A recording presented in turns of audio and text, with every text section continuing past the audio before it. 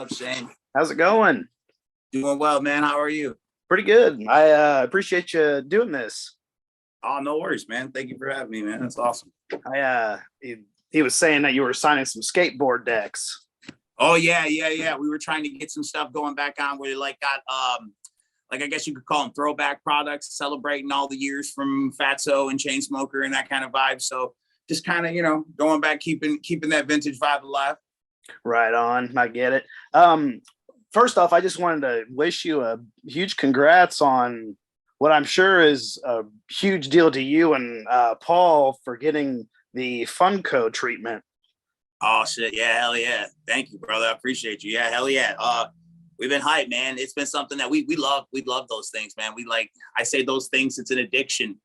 We love Funko, like all of the many products that they put out, mainly Funko Pop, but they have a lot of other cool stuff as well. But it's just been like Paul was Funko Fanatic of the Month. I mean, it's like we have so many ties to it, and it's just it's fresh to be included and to have them, recognize us and our love for their product, I guess we'll say.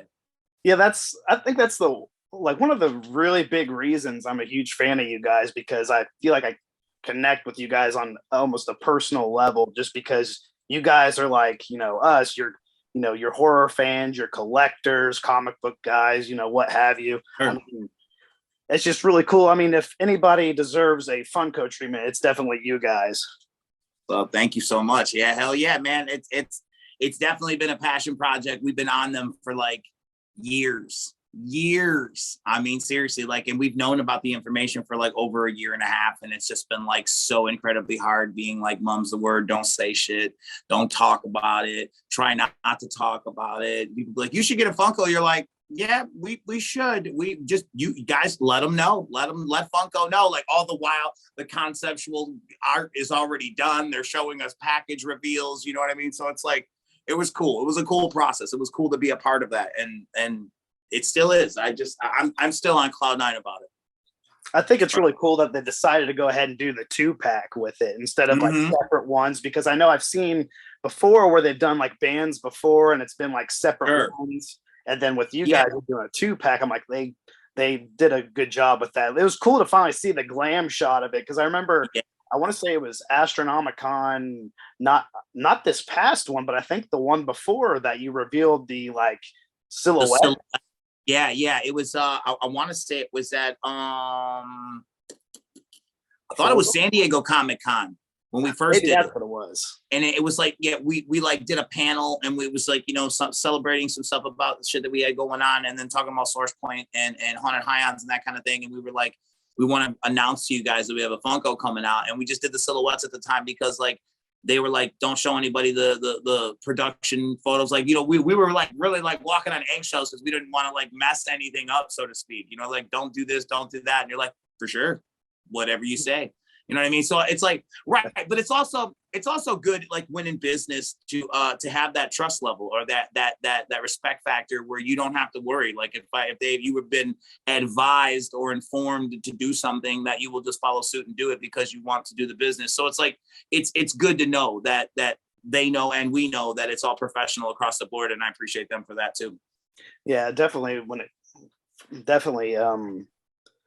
But yeah, it's really cool. That's awesome. That's you guys have a lot going on, actually. I mean, you have that going for you.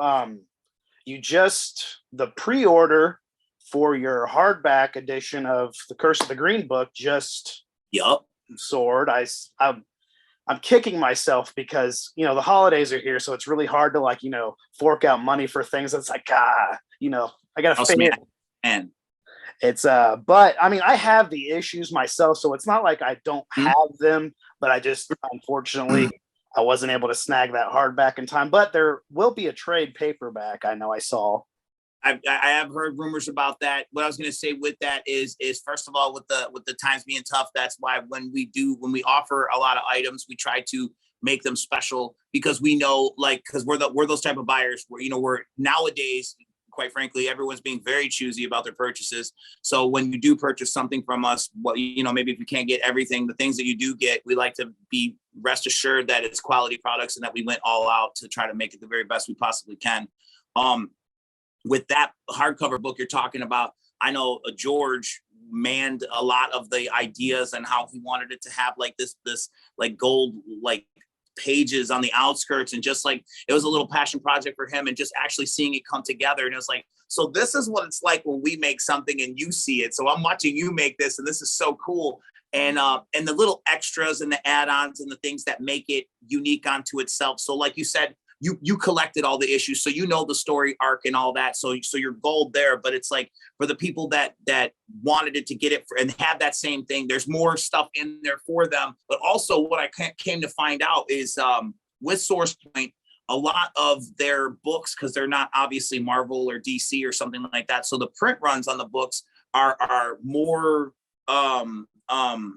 I guess what we say, less print runs, not as high volume print runs. So what I'm noticing is that a lot of people have like issue 1, issue 4, maybe 2 and 5. No one, I say no one, most people don't have like how you have that consistent 1, 2, 3, 4, 5 or whatever, like they don't have all of the books. So it's like we're noticed that they're missing them. So like, this is kind of cool. That's what justified it for me. Cause I always thought the same thing. I'm like, what's the point? What's the point? And they're like, well, there's a lot of people that collect omnibus. There's a lot of people that collect, like they want to just sit down and like binge watch or binge read the entire story arc. And I'm like, so in that respect, I can respect that. And I'm like, I think it's awesome. Cause at first I was on the fence. I gotta be honest. Cause I'm more of a comic book purist. Like I like issues. I like grading issues. I like the idea that a first appearance or a cameo appearance. I love all of that. Like we were doing that through the whole time when Dirk was writing the book. I'm like, oh, this is going to be the actual first appearance of this character. They're just like, shut up, nerd. And I'm like, yeah, dude, like straight up, like it's so cool to me. So it's like, I think that in that regard, that's probably why my heart goes with the individual issue of comics rather than the trade paperbacks or the hardcovers or the omnibus or that kind of vibe.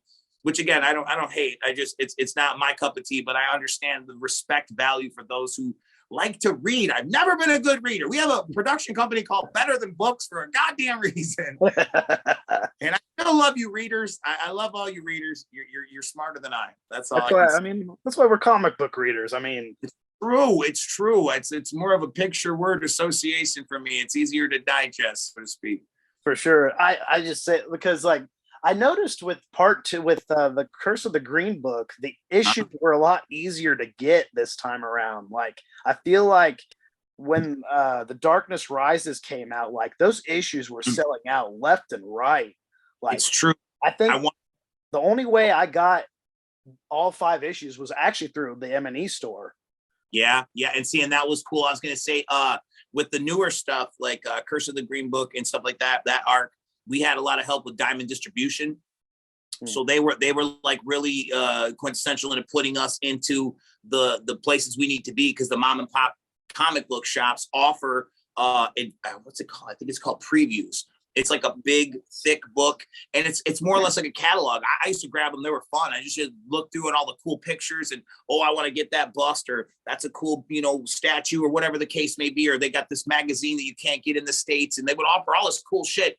And for us to be in that book, kind of like up the ante on us getting views, people, because there's a lot of people like shop owners that spec on that book. They'll read the little, few sentences of the synopsis, and they're like, I think a couple of my readers in my stores will pull it for their pull box or pull list and shit like that. So it's like it kind of went hand in hand, and it helped us out, I would say, considerably into becoming more comfortable in that comic book store environment. Like seriously, like, because at first you're right, the one-off and the one shot rather, and like the other stuff, it was hard. Like we would send people into comic book shops, and some of those people, quite frankly, were assholes to these kids. They're like, "You have Haunted Highons? Fuck is that?"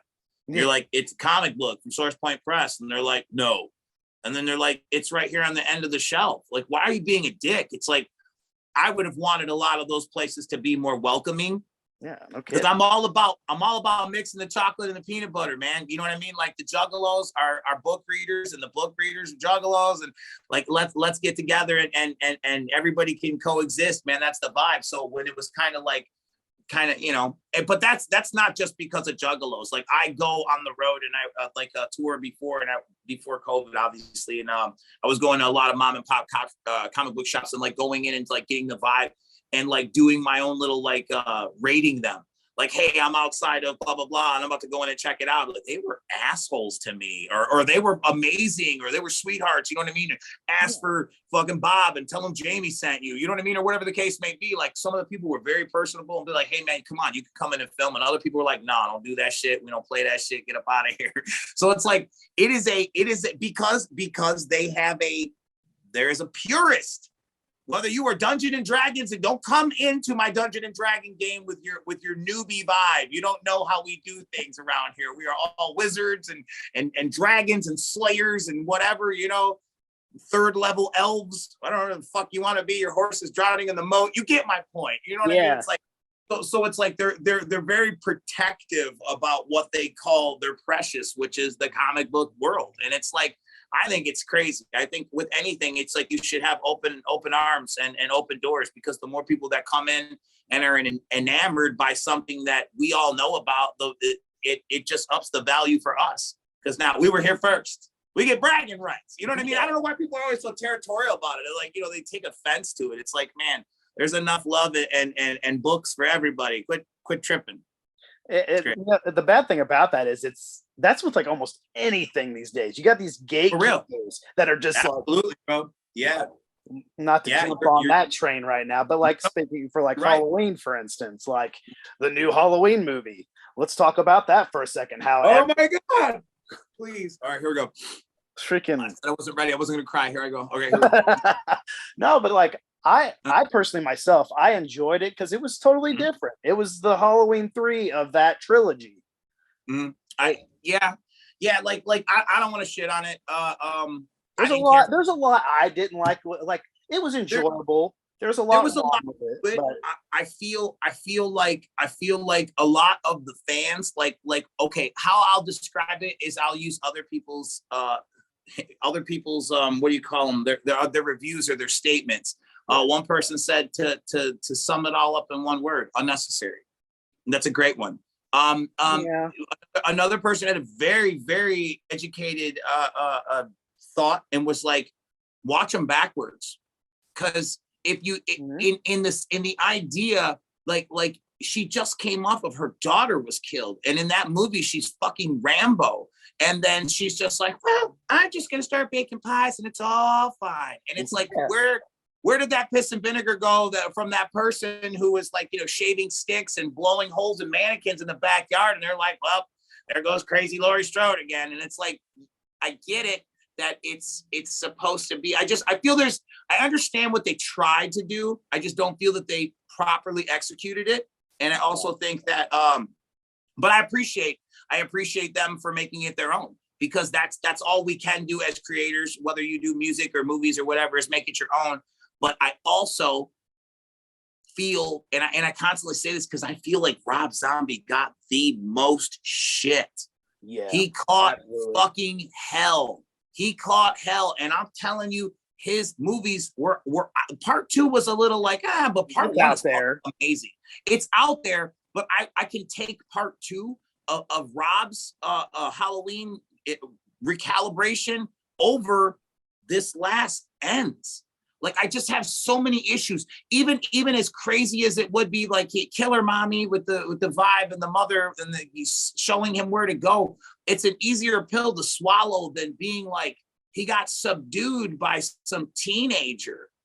You know what I mean? And he got bullied. He got bullied by the bully. Or he got bullied by the kid who got bullied. Like that kid got beat up by like 3 band kids. Shout out to my band kids out there. Y'all are way more thug than you were in my day. Shout out band kids. Keep kicking ass. I don't know. I either that or that was some sort of a hidden, like that's another thing too. Like sometimes I feel like I'm not intelligent enough to pick up on the Easter eggs and all these hidden messages and shit that people are putting down. I'm more of a straightforward kind of guy. Like if you're trying to deal with the whole like I noticed in Kills, there was like this whole like evil dies tonight and this whole like chanting and this, you know, Pickett's line, and it was just weird. And it's like, I get what you're trying to do. You're trying to let your art reflect reality. And it's like, but there's a reason that we come to this entertainment to escape reality, not to have it be. It's a little too close to home. Like it's like it is. It really. Yeah, because it's I think that's what's so creepy about Haddonfield in a nutshell is that it's one of those like dark Midwest. It's always Halloween there in my mind. It's always like, you know, the amber orange leaves on the ground all crunchy and you know, like it's everybody's somber and somebody just died. It's all grim. And it's like, so when you try to modernize it and make it all whatever, it just it didn't click right for me. But again, I appreciate it. Like I love Kills. I still watch that a bunch. I still love the 2018 one. The 2018 one to me started off like it came out running. And I'm like, bro, I don't care that he's old. I honestly, I don't give a shit that he's old. He could be old as you want. Cause they started like, people were talking shit and they're like, show me people that are that character's age in real life. They were showing like 78-year-old motherfuckers who were ripped and they would whoop both of our asses by one, us two on the one. Like we gonna beat you and they whoop our ass. Like, God damn, you are such physically fit for your age. So it is possible. And once like you took that with a grain of salt, it was like, okay, I can entertain that he's just a killing force and it doesn't matter how old he is, he's gonna keep killing.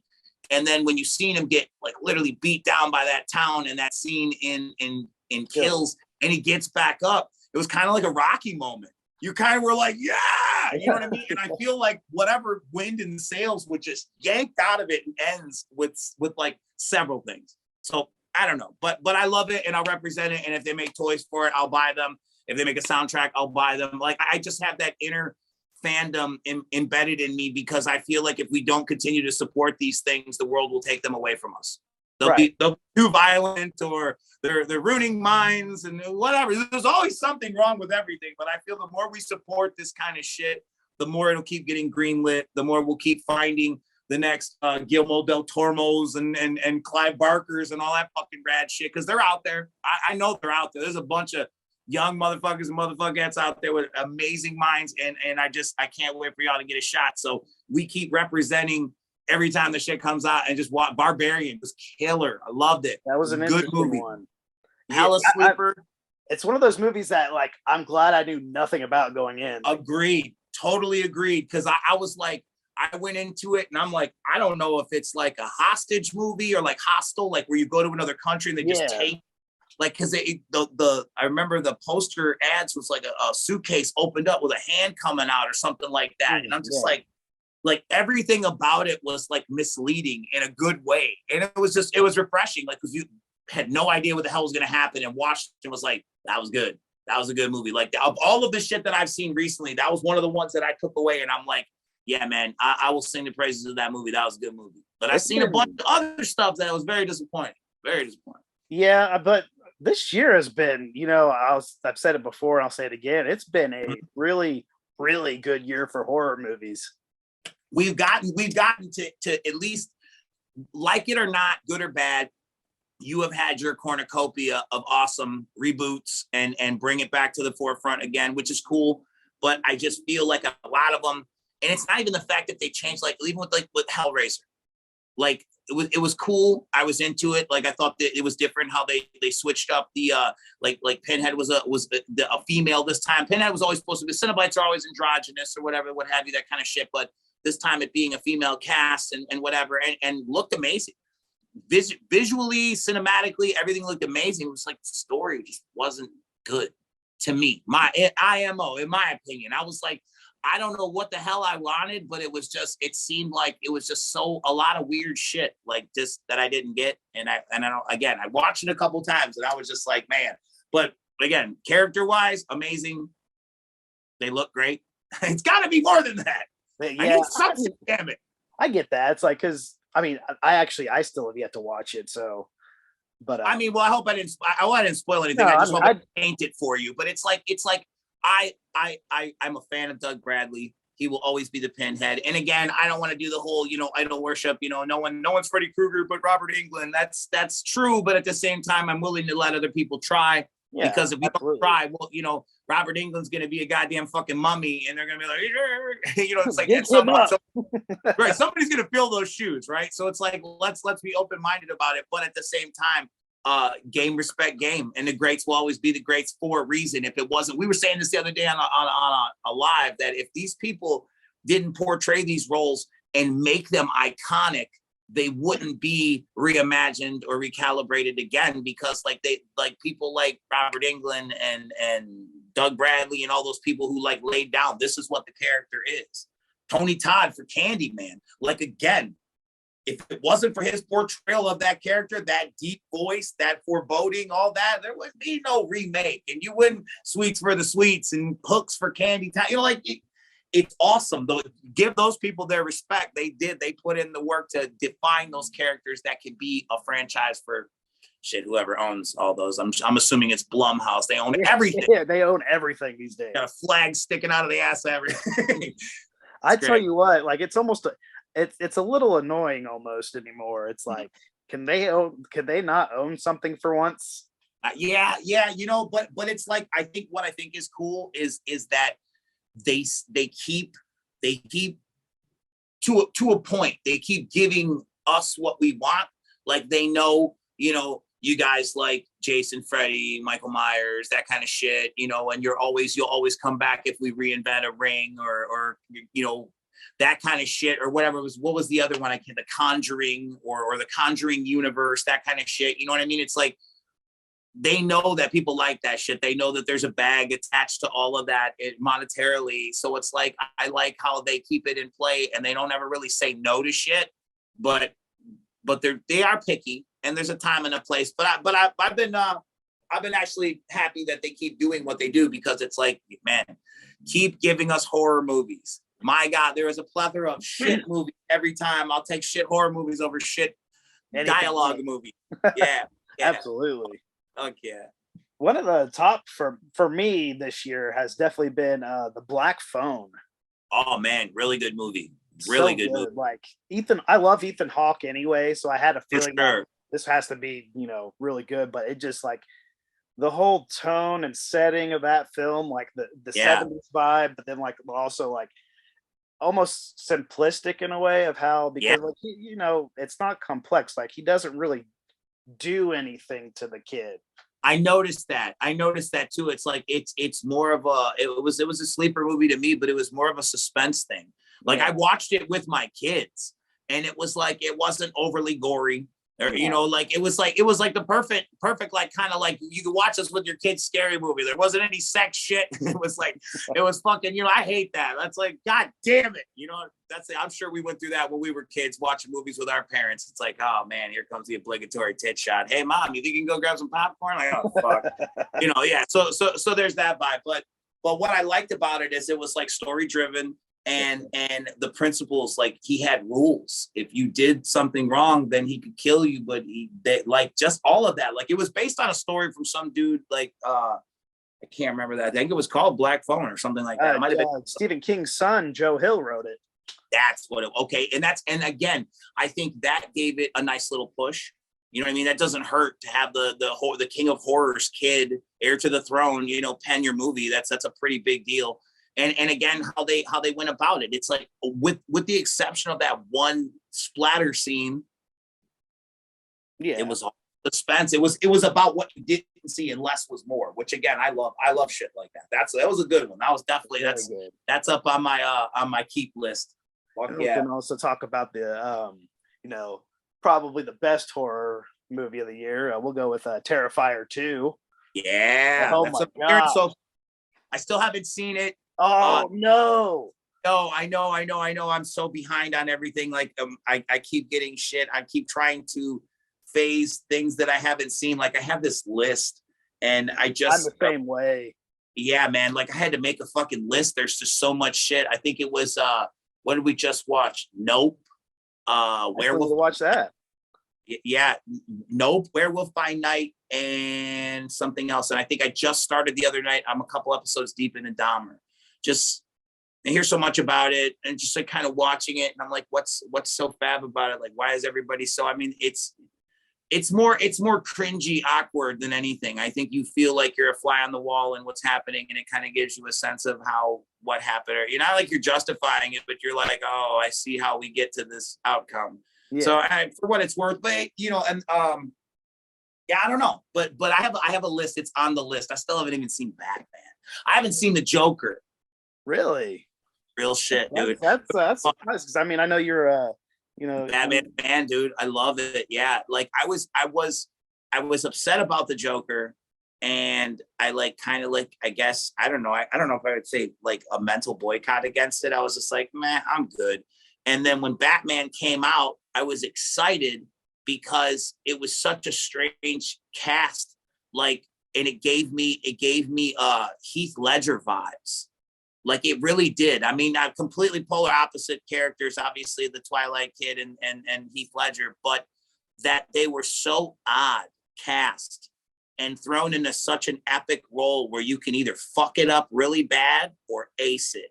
And I just had this gut feeling that he was going to ace it. And I still haven't seen it. And I haven't heard anything bad and I haven't heard anything good, but I haven't heard anything bad. So I guess that's a good sign. Have you seen it? I have. I had to go to theaters to see that one. It's it's 1 out of 10. 1 out of 10. What do you give it? Ooh, man, that's a rough one. I'd say at least a solid 8.5.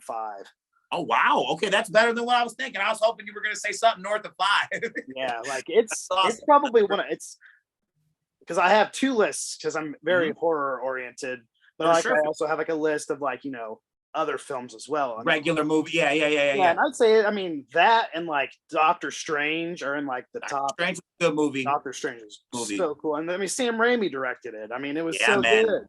Yeah, man. There was some really cool elements in there that I thought was fun, and it kind of lays the groundwork for the supernatural in Marvel. Yeah, you can see how we can get to like Dormammu and Mephisto and all those people. So I'm excited for that. That's gonna be great. Yeah, the Batman definitely. I mean, once you get a chance, I mean, it's a little bit long, but I mean, it keeps you interested. Like there are some. I'm excited because they're talking about 2. And he's signed on again, but then they keep saying that they're bringing Affleck back, and I think they're bringing him back to keep in the JLA vibe, to keep that like visually consistent. But I think that but who knows if that Flash movie will ever happen because the kid keeps doing some weird ass shit. He's a fucking weirdo and a rider and a thug, and he's just doing all kinds of illegal shit. And you're like, dude, you're an actor, right? Like, like you're playing the Flash. Like you have a movie that's supposed to be coming out soon, right? Right. And I would like to say, and again, I don't want to be presumptuous, but I would like to think when you take on that kind of a responsibility and play a hero, you have, whether you like it or not, you have a demographic of children looking up to you. Absolutely. You can ask, I would say you can ask Adam West when he passed on. You can ask Burt Ward. You can ask anybody who's ever worn any type of cape in their life. And Henry Cavill, the guy whoever, Chris Pratt, like they go to the Make-A-Wish shit and go in there and all these kids are like, holy shit, it's like Jesus. Like, holy fuck, it's fucking Star-Lord, Mom, look. You know what I mean?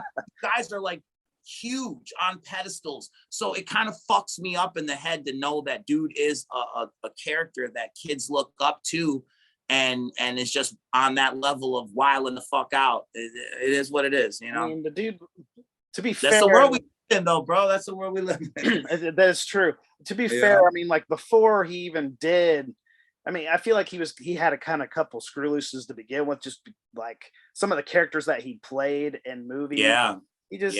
I don't know, like he just seemed like a really interesting character, but then out of nowhere, he's just doing all this crazy stuff. It's just like you're throwing life away.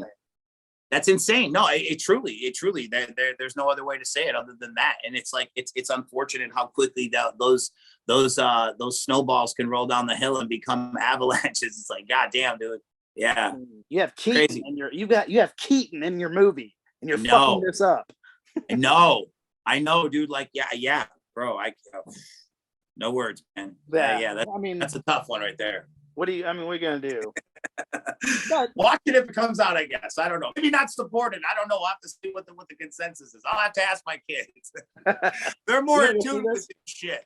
They're like, are we watching this or not? Like, I don't know. It's fucking crazy. We can if we want to, but if you don't want to, not a big deal. Mm-hmm. Let's talk. Right. You don't want to support the shit if it's some kind of crazy shit, So I don't have, I'm on Zoom right now. I don't have like the paid version. Mm-hmm. So I have like 9 minutes on this countdown clock. Is there any way for chance if this ends, could we like continue, like do another call, or are you have to like zoom out of here?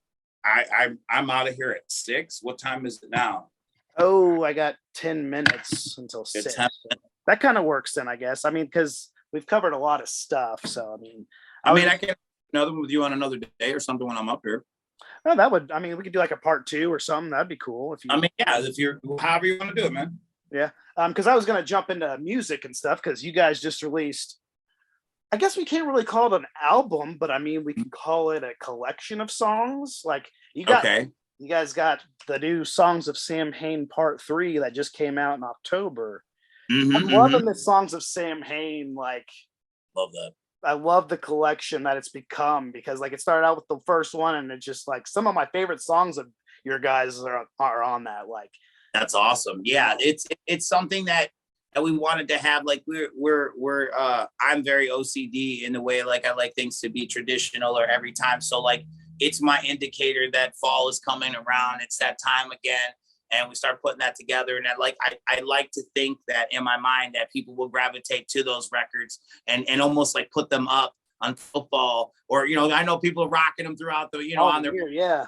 but I mean like listening to them entirety or going on them road trips, making your way out to Fright Fest or Hallowicked or wherever you go and do, them long trips and playing them back to back and being like, oh man, part 1 is really slept on or part 2, reimagine, not even reimagining, experiencing them, I guess is a great way to say it. Cause I do that sometimes. Like I'll play something out and then I'll have to put it on the shelf and come back to it. Cause I'll just, then I'll listen to it again. Like, God damn, this is so good, or right? I missed this, like you got to do that sometimes. It's like, cause I've noticed it's kind of become like the new Cryptic collection in a way.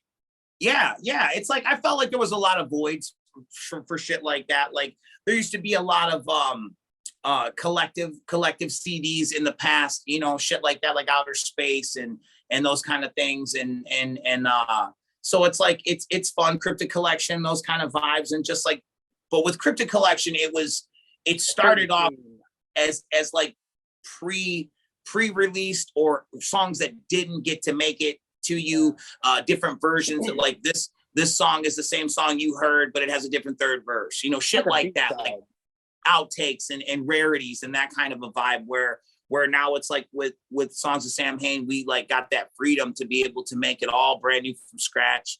And it's like, and what I liked about it is it started off where with the first, I want to say 1.5, like almost not so much 2, but it started off internally. Like it was just like M&E guys. And since then, I've just been kind of just being more like reaching out to other talent and people that I see that I feel that are out there doing it or representing themselves the way I would if I didn't have what I have. So like game, respect game. Like I see people out there hustling hard and I'll reach out and be like, hey, you want to be on the record? I'll trade you a verse for verse. You know what I mean? Because, to make it worth your while, because, I know it's hard out here and it's like, maybe if you give me your time, I'll give you my time. In an inflated world we live in, monetarily, money isn't always the method of trade. So we can trade time for time. Show me how much you give a fuck. Give me a verse, I'll give you a verse. That kind of vibe, which again builds character and it also builds relationships and people get to understand maybe who I am and I get to see how they are, how they run their business. So it's all good, man. So that builds trust, like you said, friendships and stuff. For sure. There's a lot of people that I've come to know now in the business because of stuff like that, and just working with people in those regards where it's like, I call them friends now, acquaintances, people that I have in my phone, you know what I mean? Or people that'll hit me up and say, hey man, I'm doing a record and I can't think of this hook. Can I send you this? Like, yeah, fucking send it to me and I'll pen something down. Oh, thanks man, so much. I appreciate you. It's like, it's just, we all want to see each other succeed. So, and we clearly all know how hard it is out here to get it going. So anytime you can lend help, hopefully if you need it someday, it'll come to you. At least in theory, that's how it's supposed to work. And I noticed you've done that with, a lot of artists, like, you've, you kind of like with Gmo Ski. I mean, he was on the album. He was on you guys' label for a while, did a record and, couple others that I'm not sure what happened and whatnot. I know, I don't know the full stories of, artists where like why they leave or how they leave. I know contracts or things. It depends. Like in you mentioned Gmo. It's like we don't want to keep anybody anywhere they don't want to be. And I think at the time, I mean, I'm kind of revisiting it off the top of my head, but I think at the time it was he wanted to go and do his own thing. That's fair. We were supportive, and I mean, we still talk. We still have conversations and still talk. He just played a show with us a couple weeks ago. It seems like about a month ago, but like we still talk. He DMs us on Instagram. We laugh about shit. So it's like, it's all good. It's just, again, we don't want to be the people that we resented, or people that we came to dislike, which are people that want to be controlling, people that want to control you. It's like, I don't want to control you. I want you to be independent. I want you to be self-sufficient. I want you to do what you do. There's a reason you're sitting at this table, because you're one of the chosen. You came here because of what you do. Do what you do. Yeah. Not sit down and be like, what should I do? What should I do? What should I do? It's like, well, you know what to do. Do what you would have done if I wasn't here, but now use my money to do it, or now use me on it, or you know what I mean? Kind of give them help them spread their wings a little bit. Yeah, or give them whatever, for lack of better terms, let them use your platform. Here's my platform of what I have. I'll scream you to the masses, and if people feel it and give a shit about it, they'll buy it and represent it. But with a lot of things, people come to not like things, and things are, just because you or I think it's amazing doesn't mean it falls well on the ears of the masses and stuff like that. So there are times when things don't work out as projected. But, such is life. And if you don't try, you'll never know. So I'm a firm believer that we just keep trying and keep pushing. And as long as the focal point always stays on Twiztid, I'm able to continue and dabble and be able to be blessed to fuck around with other projects and try to help other people. Absolutely. And that's another thing I like about you guys. I mean, you guys, are about, helping people out, and, you're for, the family and everything like that. It's sure. I've got about a minute and a half, so I want to wrap it up, because I don't want to just cut out like randomly. No. Yeah. But yeah, if it's okay with you, if we could maybe do a part 2, like another day that you're free, or just kind of because I get like I said, I get like 40 minutes on this for some reason, and I feel like I have more to talk about. No worries.